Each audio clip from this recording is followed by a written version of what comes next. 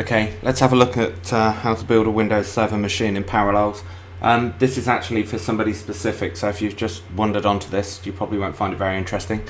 But anyway, it's really easy. Fire up Parallels. There we go.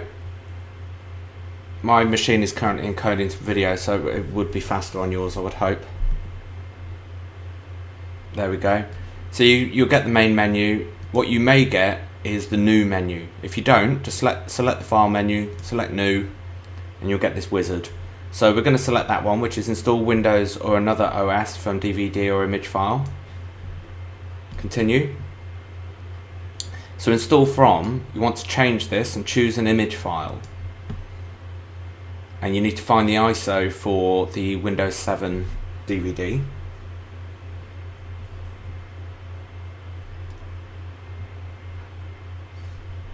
Right, so mine is in my text store somewhere.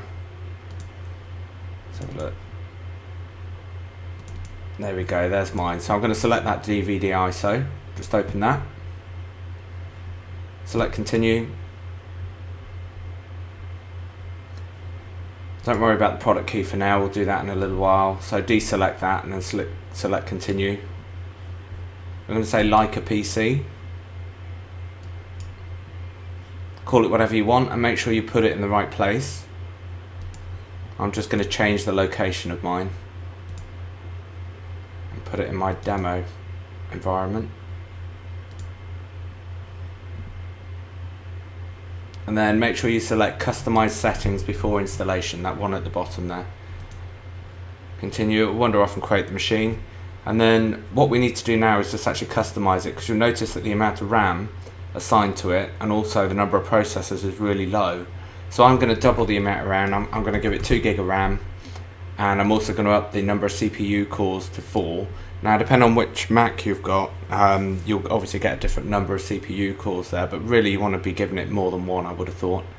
Other than that, that's pretty much the only thing that you need to modify. So click the close at the top there and then click continue, and it should go off and start to build for you.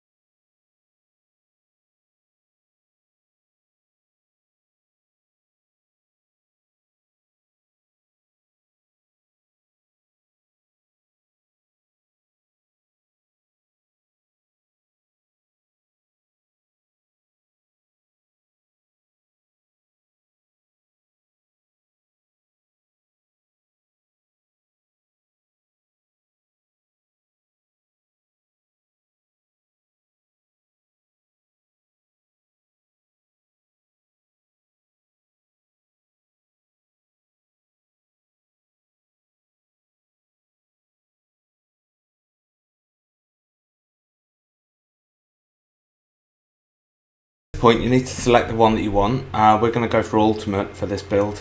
There we go, so select Ultimate, click next. We'll start copying some files across. Again, it may take a couple of minutes. Certainly as my machine's currently encoding some video, so it's a little bit busy.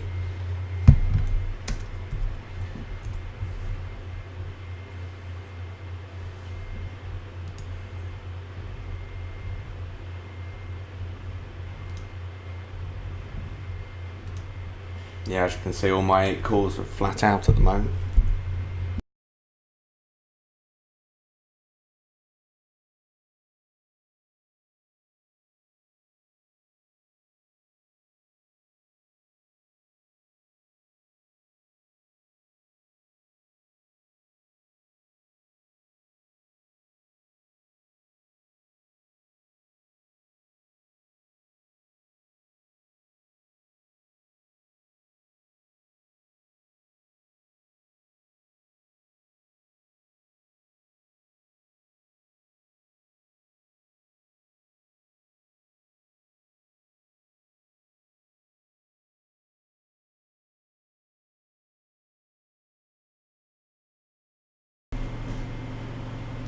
And there we go, we're all done. Should be able to make the window bigger if you want. I'm going to say that I'm on my home network, so I'm going to select that. So the next thing we need to do, if we haven't done it already, is bang in a product key.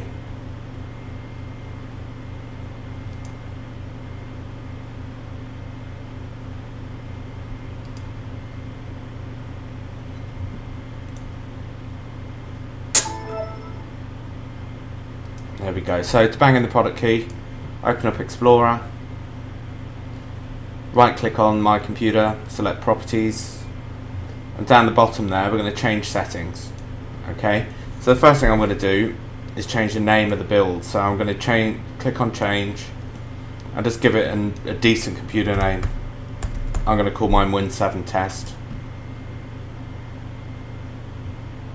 You don't have to rename it, to be honest. Click close. I'm not going to reboot, so I'm going to say restart later. But what I am going to do is change product key down the bottom there. It'll ask you for your product key. Pop it in there. Click next. And it should wander off and activate.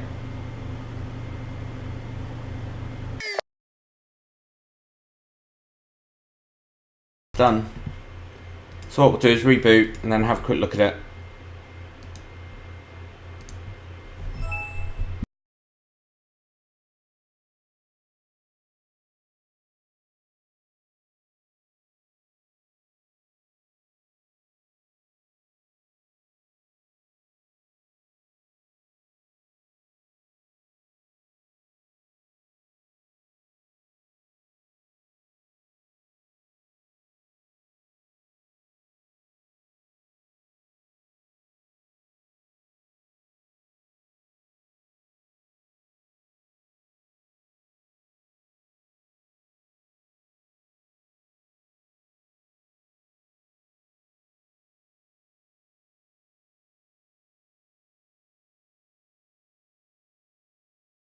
Machine that you can do whatever you like with, so you can install whatever software you want in there.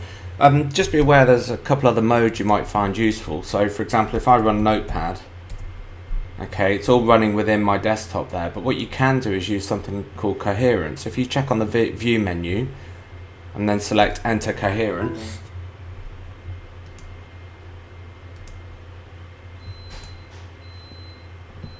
what you'll see is your Windows apps appear just as a window in your OS X environment. I'm not sure if you want that or not. You can also exit out of it. There you go, exit coherence, and you're back into a normal full window. Anyway, I hope that's what you were after.